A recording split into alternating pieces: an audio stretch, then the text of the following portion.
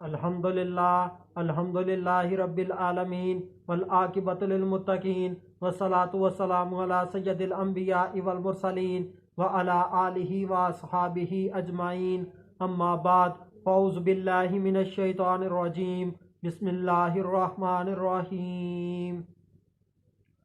قال افرأیتم ما کنتم تعبدون، صدق اللہ العظیم۔ ان اللہ وملائکتہ یصلون علی النبی، یا ایھا الذین آمنوا صلوا علیہ وسلموا تسلیما۔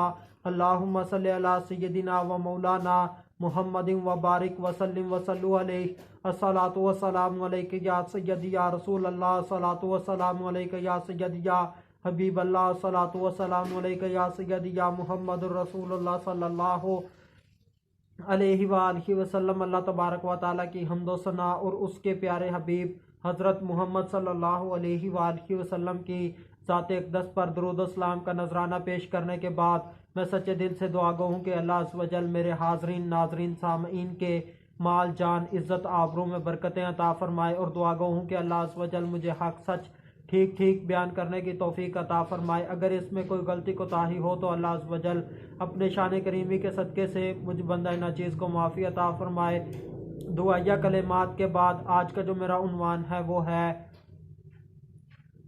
ناجائز رسموں میں مبتلا لوگوں کو نصیحت۔ خطبہ کے اندر تلاوت کی گئی آیہ کریمہ سورہ شعراء آیت نمبر 75 پارہ نمبر 19۔ ترجمہ فرمایا تو کیا دیکھتے ہو جنہیں پوج رہے ہو؟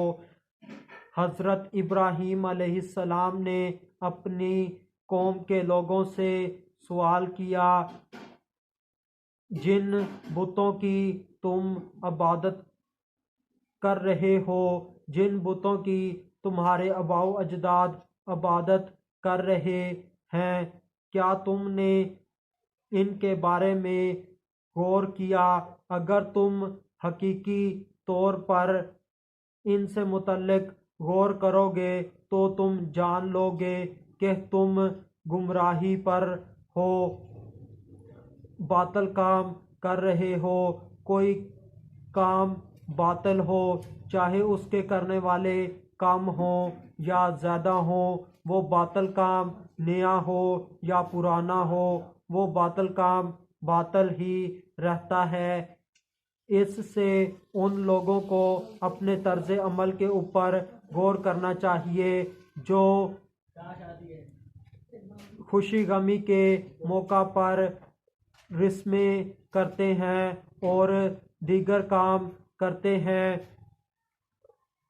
اور ان کے کرنے پر کوئی شرعی دلیل پیش کرنے کی بجائے یہ کہہ دیتے ہیں کہ ایک عرصہ دراز سے ہمارے بوڑھے بڑے کرتے چلے آ رہے ہیں، یعنی کہ وہ اپنے آباء و اجداد کی پیروی کرتے ہیں، اور ہمارے خاندان میں شاید ہی کوئی گھر ایسا ہو کہ وہ ان رسموں کے اوپر عمل نہ کرتا ہو۔ پھر ہم کسی کے کہنے پر ان چیزوں کو کیسے چھوڑ سکتے ہیں؟ اگر یہ لوگ اللہ تبارک و تعالیٰ کے فرمان اور نبی کریم صلی اللہ علیہ وآلہ وسلم کی شریعت، احادیث کے دیے ہوئے احکام کو سامنے رکھ کر اپنے طرز عمل کا بغور جائزہ لیں تو انہیں معلوم ہوگا کہ ان کی کچھ رسمیں اور دیگر افعال سراسر شریعت کے خلاف ہیں، اور ان کے کندھوں کے اوپر اپنے عمل کا اور دوسروں کے عمل کا گناہ ہے۔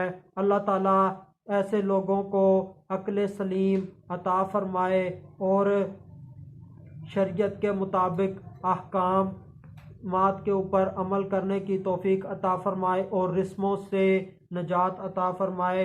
حضرت ابراہیم علیہ السلام نے فرمایا، کیا پس تم نے دیکھا کس کی تم پرستش کرتے ہو؟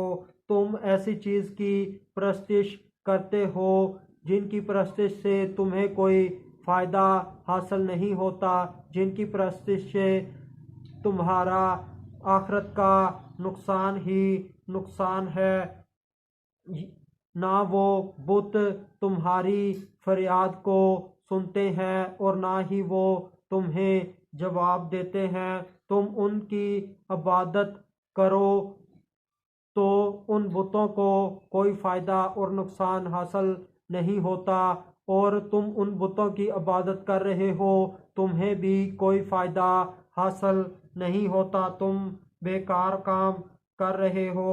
اگر انہیں معلوم ہوتا کہ ہماری عبادت ہو رہی ہے تو وہ تمہیں عبادت کرنے پر انعام دیتے اور عبادت نہ کرنے پر تمہیں سزا دیتے، جبکہ ایسا معاملہ بالکل بھی نہیں ہے۔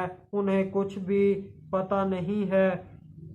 جو لوگ بتوں کی عبادت کرتے ہیں وہ اپنے وقت کو ضائع کرتے ہیں، وہ اپنی انرجی کو ضائع کرتے ہیں، وہ اپنی آواز کو ان سے سوال کر کے ضائع کرتے ہیں، وہ بیکار کام کر رہے ہیں۔ ایسے لوگ گمراہی میں ہیں اور بتوں کو خود معلوم نہیں کہ ہمارے آگے کیا ہو رہا ہے۔ آؤ اس اللہ واحد لا شریک کو مان لو۔ اگر اس کا کوئی بندہ ایک مرتبہ کہتا ہے یا اللہ، تو وہی اللہ رب العزت اپنے بندے کو 3 دفعہ جواب ارشاد فرماتا ہے، لبیک یا عبدی لبیک یا عبدی لبیک یا عبدی۔ آخر میں اللہ تبارک و تعالیٰ سے دعا ہے کہ اللہ تبارک و تعالیٰ ہمیں ہر قسم کے کفر و شرک سے بچائے اور ہمارا ایمان سلامت رکھے۔ وما علینا الا البلاغ المبین۔